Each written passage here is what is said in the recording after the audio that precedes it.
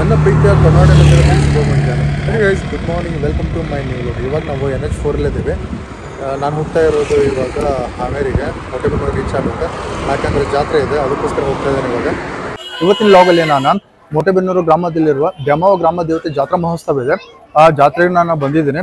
ಆ ಜಾತ್ರೆ ವಿಶೇಷತೆ ಏನು, ಆ ಗ್ರಾಮ ದೇವತೆ ಹೆಂಗೆ ಇಲ್ಲಿ ಸ್ಥಾಪನೆ ಆಯಿತು ಅನ್ನೋದನ್ನ ನಾನು ನಿಮ್ಗೆ ತೋರಿಸ್ತೀನಿ. ಮತ್ತು ಈ ಜಾತ್ರೆ ಬಗ್ಗೆ ಇನ್ನೂ ಸೂಕ್ಷ್ಮವಾಗಿ ನಾನು ನಿಮ್ಗೆ ಅರ್ಥ ಮಾಡಿಸೋ ಪ್ರಯತ್ನ ಮಾಡ್ತೀನಿ. ಮತ್ತು ಈ ದೇವಸ್ಥಾನದ ಮುಖ್ಯ ಸದಸ್ಯರಾದಂಥವ್ರು ಅವ್ರ ಕಡೆನೂ ಮಾತಾಡಿಸ್ತೀನಿ. ಹಾಗಿದ್ರೆ ಇವಾಗ ಅವ್ರ ಕಡೆ ಹೋಗೋಣ. ಈ ಏನೇನು ನಡೀತಿದೆ, ಈ ಸಂಪ್ರದಾಯಗಳನ್ನ, ಮತ್ತು ಈ ದೇವಸ್ಥಾನದ ವಿಶೇಷತೆಗಳನ್ನ, ಮತ್ತು ಈ ದೇವಿಯ ಪವಾಡಗಳು ಏನು ಅನ್ನೋದನ್ನ ನಾನು ಇವಾಗ ನಿಮ್ಗೆ ತಿಳಿಸೋ ಪ್ರಯತ್ನ ಮಾಡ್ತೀನಿ. ಇವಾಗ ನಮ್ಮ ಜೊತೆ ಮಲ್ಲಿಕಾರ್ಜುನ್ ಶಿವಪ್ಪ ಹಾವನೂರದ್ದಾರ, ಈ ದೇವಸ್ಥಾನದ ಮುಖ್ಯ ಸದಸ್ಯರಂತ ಹೇಳ್ಬೋದು. ಅವ್ರನ್ನ ಮಾತಾಡ್ಸೋಣ. ಇವಾಗ ಇದರ ವಿಶೇಷತೆಗಳನ್ನ ಹೇಳ್ತಾರೆ, ಮತ್ತು ಇಲ್ಲಿ ಯಾವ ರೀತಿ ಇದೆ, ಇಲ್ಲಿ ಸಂಪ್ರದಾಯನ ಇಲ್ಲಿ ಯಾವ ರೀತಿ, ಮತ್ತು ಜಾತ್ರೆ ಪ್ರತಿ 5 ವರ್ಷಕ್ಕೊಮ್ಮೆ ನಡೀತೈತೆ ಅಂತ ಅವ್ರು ನಮ್ಗೆ ಅರ್ಥ ಮಾಡಿಸ್ತಾರ, ನಮ್ಗೆ ತಿಳಿಸೋ ಪ್ರಯತ್ನನೂ ಮಾಡ್ತಾರ. ಇವಾಗ ಅವರು ಸರ್ ಜೊತೆ ಮಾತಾಡೋಣ. ಇವಾಗ ನೀವು ನೋಡ್ತಾ ಇದ್ದೀರಿ, ನಮ್ಮ ಜೊತೆ ಮಲ್ಲಿಕಾರ್ಜುನ್ ಶಿವಪ್ಪ ಹಾವನೂರ್ ಇದ್ರ, ಅವ್ರ ಮಾತಾಡ್ಸೋಣ. ಸರ್ ನಮಸ್ತೆ. ನಮಸ್ಕಾರ ಸರ್. ಈ ದೇವಸ್ಥಾನ ಮತ್ತು ಈ ಜಾತ್ರೆ ಬಗ್ಗೆ ಮತ್ತು ಈ ಗ್ರಾಮ ದೇವತೆ ಬಗ್ಗೆ ನಮ್ಮ ಜನರಿಗೆ ಸ್ವಲ್ಪ ತಿಳಿಸ್ಕೊಡಿ. ಇದು ದೇವಸ್ಥಾನ ಪುರಾತನ ದೇವಸ್ಥಾನ, ಆದರೆ ಇದು 1951 ಇಸ್ವಿಗಿಂತ ಮೊದಲು ಶಿಥಿಲಾವಸ್ಥೆ ಇತ್ತು. ಆ ಟೈಮ್ನೊಳಗೆ ದೇವಿ ಮೂರ್ತಿ ಒಬ್ಬ ಹಿರಿಯರಿಗೆ ಈ ಗಂಜಿಪಿಳಿ ಅಂತ ಬೆಳೆದತ್ತೆ ಹಳ್ಳಿಯೊಳಗೆ, ಅದು ಬೆಳೆದತ್ತು ದೇವಸ್ಥಾನದೊಳಗೆ. ಅದರಿಂದ ದೇವಸ್ಥಾನದೊಳಗೆ ಡಬ್ಬಿಯೊಳಗೆ ಮೂರ್ತಿ ತುಂಬಿಟ್ರ. ಅದೇನು ಮಾಡಿದೆ, ಒಬ್ಬ ಹಿರಿಯರಿಗೆ ಕಂಡೈತಿ. ಅವ್ರ ಹೆಸರು ಬಸಪ್ಪ ಶಿವಪ್ಪ ಹಾವನೂರ್ ಅಂತ. ಅವ್ರಿಗೆ ಕಂಡ ನಂತರ ಅವ್ರು ಏನು ಮಾಡ್ರ, ಸಾರ್ವಜನಿಕರು ಎಲ್ಲರನ್ನೂ ಕೂಡಿಸ್ಕೊಂಡು ದೇವಸ್ಥಾನನ ಜೀರ್ಣೋದ್ಧಾರ ಮಾಡಿದರು. 1951ರಿಂದ ಈ ಕಡೆ ಅಲ್ಲಿದ್ದ ಪುರಾಣ ಪ್ರವಚನಗಳು ಅಷ್ಟೇ ಪ್ರಾರಂಭ ಆದವು.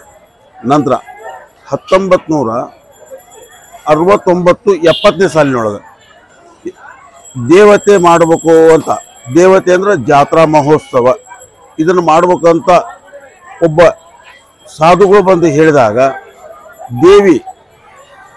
ದೇವಿ ನೀವು ಪವಾಡ ತೋರಿಸಿದ್ರೆ ನಾವು ಮಾಡ್ತೇವೆ ಅಂತ ಹಿರಿಯರು ಅಂದಾಗ, ದೇವಿ ಏನು ಮಾಡಿದ್ಲು, ಒಂದು ಲಿಂಬೆಹಣ್ಣು ಪ್ರಸಾದ ರೂಪದಲ್ಲಿ ಕೊಟ್ಟಾಗ ಇದು ಜಾತ್ರಾ ಮಹೋತ್ಸವ ಪ್ರಾರಂಭ ಆಯಿತು. 1970ನೇ ಇಸ್ವಿಯಿಂದ ಇಲ್ಲಿಗೆ 12 ದೇವತಾ ಕಾರ್ಯಕ್ರಮಗಳು ನಡೆದವು. ಆದ್ರೆ ಅದು ವರ್ಷಕ್ಕೆ ವರ್ಷ ಇಂಪ್ರೂವ್ ಆಗ್ತಾ ಬರ್ತಾ ಇತ್ತು. ಇದು ದೇವಸ್ಥಾನ ಏನಾಗತ್ತೆ ಅಂದ್ರೆ, ಇದು 8 ದಿವಸದ ಜಾತ್ರೆ. 8 ದಿವಸದ ಜಾತ್ರೆಯಲ್ಲಿ ಒಂದನೇ ಶುಕ್ರವಾರ ದಿವಸ ನಾವು ದೇವಿಗೆ ಮೂರ್ತಿಗೆ ಒಂದು ದೃಷ್ಟಿ ಬರೆಯುವ ಕಾರ್ಯಕ್ರಮ ಅಂತ ಇರುತ್ತೆ. ಆ ದೇವಸ್ಥಾನದೊಳಗೆ ಮಾಡಿ ಮುಗಿದ ಮೇಲೆ ದೇವಿಗೆ ಕಲ್ಯಾಣ ಕಾರ್ಯಕ್ರಮ ಅಂತ ಮಾಡಬೇಕು. ಆ ಕಾರ್ಯಕ್ರಮ ಮುಗಿದ ಮೇಲೆ ಚಂಡಿ ಹೋಮ, ಆಮೇಲೆ ಕುಂಭಗಳ ವಿತರಣೆ, ಇವನ್ನೆಲ್ಲ ಮಾಡ್ತೀವಿ. ಸಾಯಂಕಾಲ ಆದಮೇಲೆ ಅಂಕಿ ಹಾಕುವ ಕಾರ್ಯಕ್ರಮ ಅಂತ ಇರುತ್ತೆ. ಆ ಅಂಕಿ ಹಾಕುವ ಕಾರ್ಯಕ್ರಮ ಅಂದರೆ, ಇದು ನಮ್ಮ ದೇವಸ್ಥಾನದ ಸಮಿತಿ ಜನ ಮತ್ತು ಆಸಾದಿ ಅನ್ನುವ ಒಂದು ಜನಾಂಗ, ಅವ್ರ ಮುಖಾಂತರ ಈ ಕಾರ್ಯಕ್ರಮ ನಡೀಬೇಕು. ಇವೆಲ್ಲ ರಂಗಗಳು ಇವೆಲ್ಲ ಅದಾವಲ್ಲ, ಇದನ್ನು ನಿರ್ವಹಣೆ ಮಾಡುವವರು ಆಸಾದಿ ಅಂತ ಜನ. ಫ್ರೆಂಡ್ಸ್, ಈ ದೇವಸ್ಥಾನದ ವಿಶೇಷತೆ ಏನಪ್ಪ ಅಂತಂದ್ರೆ, ಈ ದೇವಸ್ಥಾನದ ಮುಂದ್ಗಡೆ ರಂಗವನ್ನ ಹಾಕ್ತಾರ. ಅದಕ್ಕೆ ಯಾಕೆ ಹಾಕ್ತಾರ, ಅದ್ರ ವಿಶೇಷತೆ ಏನ, ಅದ್ರ ಪ್ರಾಮುಖ್ಯತೆ ಏನು ಅನ್ನೋದನ್ನ ಅವ್ರ ಹತ್ರ ಮಾತಾಡ್ಸೋಣ. ಇವಾಗ ಅವ್ರು ನಿಮಗೆ ಕ್ಲೀನ್ ಆಗಿ ಹೇಳ್ತಾರ. ಇದನ್ನ ಏನ್ ನೋಡ್ತಾ ಇದ್ರಲ್ಲ, ಇದನ್ನ ಅವರ ರಂಗ ಅಂತ ಕರೀತಾರ. ಇದ್ರ ಬಗ್ಗೆ ಅವರು ಕ್ಲೀನ್ ಆಗಿ ಡೀಟೇಲ್ ಆಗಿ ಹೇಳ್ತಾರೆ. ಇವಾಗ ಅವ್ರು ಮಾತಾಡ್ತಾರೆ. ಅದು ಗೌರಿ ಕಳಸ ಸರ್, ಇದು ರಂಗ ಅಂತ ಹೆಸರು. ಇದು ರಂಗದೊಳಗ ಇದು ಸೂರ್ಯ ಸುತ್ತೋದಂತ. ಇದು 5 ಕಳಸಗಳನ್ನು ರೆಡಿ ಮಾಡಿರ್ತಾರೆ. ಇವಕ್ಕೆ ದಾರಗಳನ್ನು ಹಾಕಿರ್ತಾರೆ. ನಡುವೆ ಗೌರಿ ಕಳಸ ಅಂತ ಮಾಡಿರ್ತಾರೆ, ಗುರು ಕಳಸ ಅಂತ ಮಾಡಿರ್ತಾರೆ. ಇವೆಲ್ಲ ಜೋಳಗಳನ್ನ ಹಾಕಿರ್ತಾರೆ. ಇದು ಒಂದು ಸಾಂಪ್ರದಾಯಿಕ ಒಂದು ಜೋಳದ ಮೂರ್ತಿ. ನಂತರ ಇವು ಆ ಕಡೆ ಈ ಕಡೆ ಒಂದು ಧರ್ಮದ ಸಂಕೇತ, ಹಿಂದೂ ಧರ್ಮದ ಸಂಕೇತ ಆ ಕಡೆ ಈ ಕಡೆ. ನಂತರ ಇವೆಲ್ಲ ಗಟ್ಟಿ ಗಡಿಗೆ ಅಂತ ಮಾಡಿರ್ತೀವಿ. ಇವು ನಮ್ಮ ಮೊಟ್ಟೆಬೆನ್ನೂರಲ್ಲಿ 13 ಗಟ್ಟಿ ಗಡಿಗೆ ಅಂತ ಇದಾವೆ. ಅವು 13 ಗಟ್ಟಿ ಗಡಿಗೆ ಇರ್ತಾವ ಅಂದ್ರೆ 13 ಮನೆತನದೊಳಗೆ ಇರ್ತಾವ. ಅವನ್ನೆಲ್ಲ ಏನ್ ಮಾಡ್ತಾರ, ಅವು 5 ದಿವಸ ಪೂಜಾ ಆರಾಧನೆಗಳನ್ನು ಮಾಡ್ತಾರ. ಅದು ನಿನ್ನೆ ರಾತ್ರಿ ಬಂದಿರ್ತದೆ. ಇಲ್ಲಿ ಬಂದು ಈ ರಂಗದೊಳಗೆ ಬಂದು ಆಸೀನರಾಗೈತಿ. ಆದ್ರೆ ಅದೆಲ್ಲ ಇದು ಮಾಡ್ಬೇಕಾದ್ರೆ ಇದಕ್ಕೊಬ್ಬ ಕಾರಣೀಭೂತ ಆಸಾದಿ ಅಂತ ಒಬ್ಬ ಮನೆತನದವರ ಜನಾಂಗ ಇರ್ತೈತಿ. ಅವರೇ ಇವರು ಹಾಕಿರೋದು ಒಂದು ಇದು ಆದಿಕೋಲು. ಇದು ತೋರ್ಸಪ್ಪ, ಇದನ್ನು ತೋರ್ಸು. ಈ ಆದಿಕೋಲಿನಿಂದ ಈ ದೇವಿಯ ಆರಾಧನೆ ಒಳಗ ಇದು ಮುಖ್ಯ ಭೂತವಾದ ಒಂದು ಇದೇ ಆದಿಕೋಲು ಅಂತ ಹೆಸರು. ರಾಣಿಗೋಲು ಅಂತಾರೆ, ಆದಿಕೋಲು ಅಂತಾರ, ಆಸಾದಿ ಕೋಲು ಅಂತಾರ. ಇವ್ರ ಮುಖಾಂತರ ಇದೆಲ್ಲ ಕಾರ್ಯಕ್ರಮಗಳು ನಡೀತಾವ ಸರ್. ಇದು ಆಸಾದಿ ಅಂತ ಒಂದು ವರ್ಗ ಐತಲ್ಲ, ಇದು ಆಸಾದಿ ಅಂದ್ರೆ ಒಂದು ಅರ್ಚನೆ ಮಾಡೋದ್ರೊಳಗೆ ಒಂದು ವಿಶೇಷ ಸ್ಥಾನ ಐತಿ ಇವರಲ್ಲಿ. ಇವ್ರಿಗೆ ಏನೈತಂದ್ರೆ ಇದು ದೇವಿಯ ಆರಾಧನೆ ಮಾಡುವಾಗ ದೇವತಾ ಕಾರ್ಯಕ್ರಮ ಯಾವುದೇ ಮಾಡಲಿ, ಈ ಕಾರ್ಯಕ್ರಮ ಮಾಡೋಕ್ರ ಈ ಜನಾಂಗದವರು ಆಸಾದಿ ಅಂತಾರ, ಹಸೆಗಾರರು ಅಂತ ಆಡು ಭಾಷೆಯಲ್ಲಿ ಕರೀತಾರ. ಇವ್ರ ಮುಖಾಂತರನ ಈ ಕಾರ್ಯಕ್ರಮ ನಡಿಬೇಕು. ಆದ್ರೆ ಈ ಅರ್ಚಕ ಆಮೇಲೆ ಇವ್ ಭಟ್ಟರು ಇವರೆಲ್ಲ ಜನಾಂಗ ಆಗೈತಿ ಆ ಟೈಪ್ ಇವ್ರು ಆಸಾದಿ ಅನ್ನೋ ಜನಾಂಗದವ್ರ ಮುಖಾಂತರನ ಈ ಕೆಲಸ ಕಾರ್ಯಕ್ರಮ ನಡೀಬೇಕು. ಇದಕ್ಕೆಲ್ಲ ಮುಖ್ಯ ಕಾರಣೀಭೂತರು ಯಾರು? ಆಸಾದಿ ಜನಾಂಗನೇ ಸರ್. ಇದು ರಂಗ ಅಂತಂದ್ರೆ ಇದು ದೇವಿಗೆ ಎಷ್ಟು ಪವರ್ ಇದೆಯೋ ಅಷ್ಟೇ ಈ ರಂಗದೊಳಗೂ ಪವರ್ ಇದೆ. ಈ ರಂಗದೊಳಗೆ ಏನೆಲ್ಲ ಐತಂದ್ರೆ ಇದು ಒಂದು ಗ್ರಾಮ ಇದ್ದ ಹಾಗೆ. ಇದು ಒಂದು ಗ್ರಾಮ, ಇದು ಗ್ರಾಮಕ್ಕೆ ಒಂದು ದಿಗ್ಬಂಧನ ಮಾಡಬೇಕು. ಆ ದಿಗ್ಬಂಧನ ಮಾಡ್ಬೇಕಾದ್ರೆ ಇದು ಒಂದು ಗ್ರಾಮದ ಒಂದು ನಕ್ಷೆ ಇದ್ದ ಹಾಗೆ. ಈ ನಕ್ಷೆಗೆ ಒಂದು ಗಡಿ ಊರ ಗಡಿ ಅಂತ ಇರುತ್ತೆ, ಬಾರ್ಡರ್ ಅಂತ ಬರ್ತಲ್ಲ, ಆ ಬಾರ್ಡರ್ ಮಾಡ್ದಂಗ ನಾವೆಲ್ಲ ದಾರದ ಮುಖಾಂತರ ಬಾರ್ಡರ್ ಹಾಕಿದ್ವಿ. ಇದು ಒಂದು ಊರು, ಇದೆಲ್ಲ ಬಾರ್ಡರ್ ಈ ಮುಖಾಂತರ ಮಾಡಿ ಈ ದೇವಿಯನ್ನ ಆರಾಧನೆ ಮಾಡ್ತೀವಿ. ಅಂದ್ರೆ ಇಡೀ ಊರಿಗೆ ಮಾಡಕ್ಕಾಗಲ್ಲ, ಅದನ್ನ ಪ್ರತೀತಿನ ಇಡೀ ಗ್ರಾಮನ ನಾವು ಸುತ್ತರಕ್ಕಾಗಲ್ಲ. ಆ ಗ್ರಾಮದ ಒಂದು ನಕ್ಷೆನ ಇದು ಒಂದು ರಂಗ ಸರ್. ಇದು ರಂಗ ಅಂತ ವಿಶೇಷತೆ ಬಂದಾಗ ಇದು ರಂಗ ಹಾಕಬೇಕಾದ್ರ ಇದಕ್ಕೆ ಒಂದು ಧಾನ್ಯ ಬೇಕಾಗುತ್ತೆ.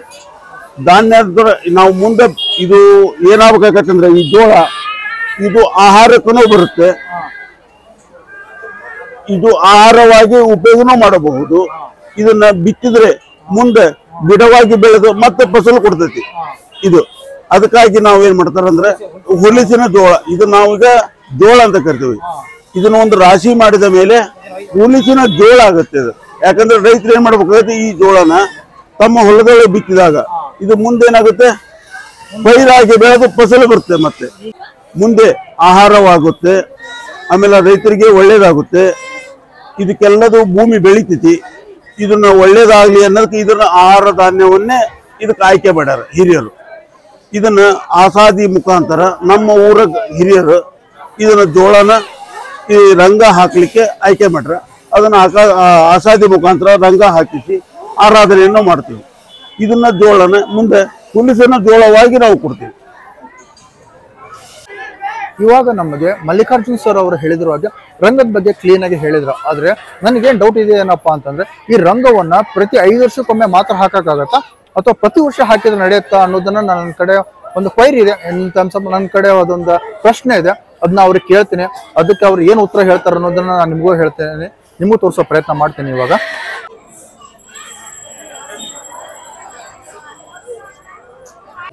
ಸರ್, ಈ ರಂಗವನ್ನ ಪ್ರತಿ 5 ವರ್ಷಕ್ಕೊಮ್ಮೆ ಮಾತ್ರ ಹಾಕಕ್ಕಾಗೋದಾ?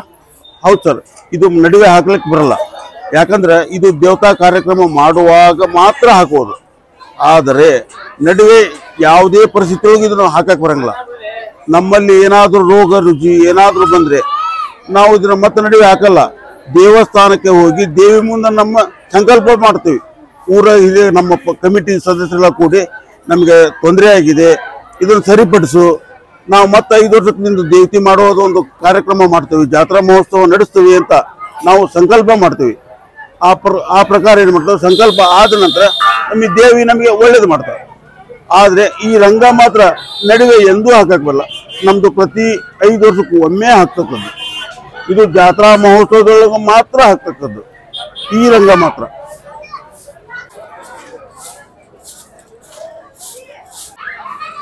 ಸರ್, ಇದು ರಂಗ. ಆದ್ರೆ ಈ ರಂಗ ಅನ್ನೋದು ಏನಿದೆ, ಇದು ಯಾವುದೇ ಪರಿಸ್ಥಿತಿಯೊಳಗೂ ಇದೇ ಡಿಸೈನ್ ಒಳಗೆ ಇರ್ತಕ್ಕದ್ದು. ಇದನ್ನ ಕಾಲಕ್ಕೂ ಅವರು ಒಂದೊಂದು ಟೈಪ್ ಚೇಂಜ್ ಮಾಡುವ ಹಕ್ಕಿರ್ಲಿ ಇದಕ್ಕೆ ಯಾರಿಗೂ.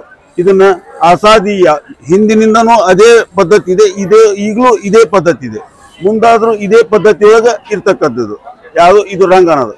ಆದ್ರೆ ಈ ನಮ್ಮ ಗ್ರಾಮಕ್ಕೆ ದುಷ್ಟ ಶಕ್ತಿಗಳು, ದುಷ್ಟ ಜನ ಏನಾದ್ರೂ ಕೆಟ್ಟ ವಿಚಾರ ಮಾಡ್ತಾರಂದ್ರೆ ಇದಕ್ಕೆ ಸೂರಿಗೆ ಅನ್ನೋದು ಒಂದು ದಾರದ ಮುಖಾಂತರ ದಿಗ್ಬಂಧನ ಹಾಕಿವಿ.